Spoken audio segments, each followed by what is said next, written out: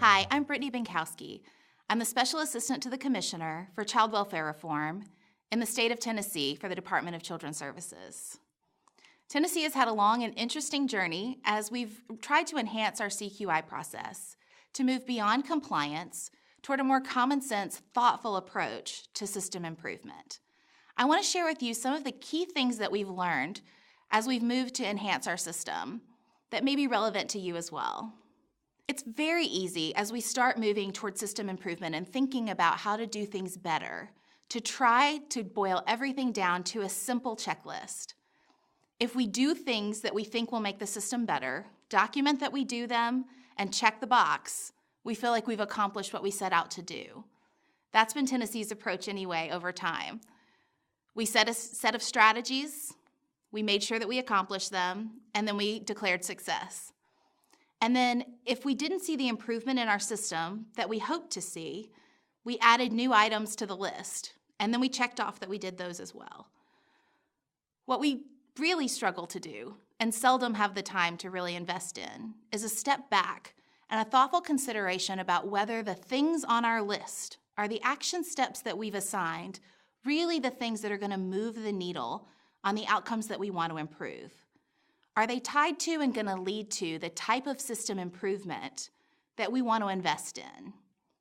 Sure, another review of cases is probably not going to hurt anything. It may even be a really good idea. Investing in a new service delivery system or a new unique service, adding a new case manager visitation, or supporting an additional family visitation is probably a good thing.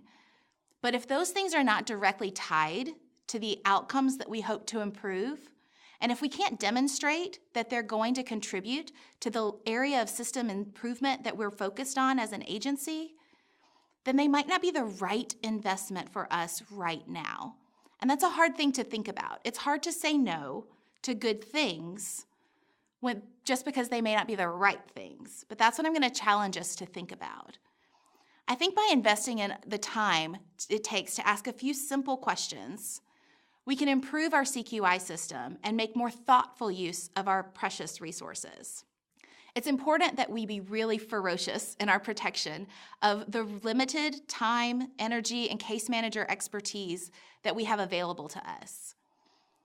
And so in being thoughtful about how we invest those resources, we maximize the potential to improve outcomes for children and families. So let's think a little bit together about what that looks like. I think one of the first questions that's really important is to stop and ask, what are we trying to accomplish here? It sounds simple, but I would be surprised if we all got the answer right on the first try. We frequently think we want to implement a new program. We want to invest in a new strategy. We want to do better quality work in a specific area. Those are all good things, but they might not actually be what we're hoping to accomplish. They're not the end game. So we think about an outcome that we want to improve. That's where we want to start our focus. We want to start our inquiry with what we're trying to accomplish, what we're trying to improve. And then a really important accompanying question is why? Why do we want to do that thing better? Is it because it aligns with our mission, vision, and strategy? It's going to improve outcomes for children and families? When? Absolutely. Go forth, conquer, and invest in that strategy. Your inquiry can stop there. But I challenge you to keep thinking about other options. Is this something that we have to do? Is it a statutory or federal mandate? Is it something that's tied to our PIP or a state PIP or an improvement project that the governor's office or legislature has put forth for us?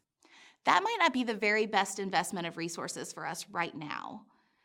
And an important thing to think about as we make that determination is, what are the consequences if we don't? What happens if we don't invest in this strategy? What happens if we don't improve performance in this area right now? Are there financial consequences? A slap on the wrist from somebody? Do we lose face with a legislator? These aren't minor things, but they're important to consider. We need to know that the juice is worth the squeeze and that the consequences are important before we decide to invest those precious resources we've talked about. Finally, I think it's important to ask, is there a better way?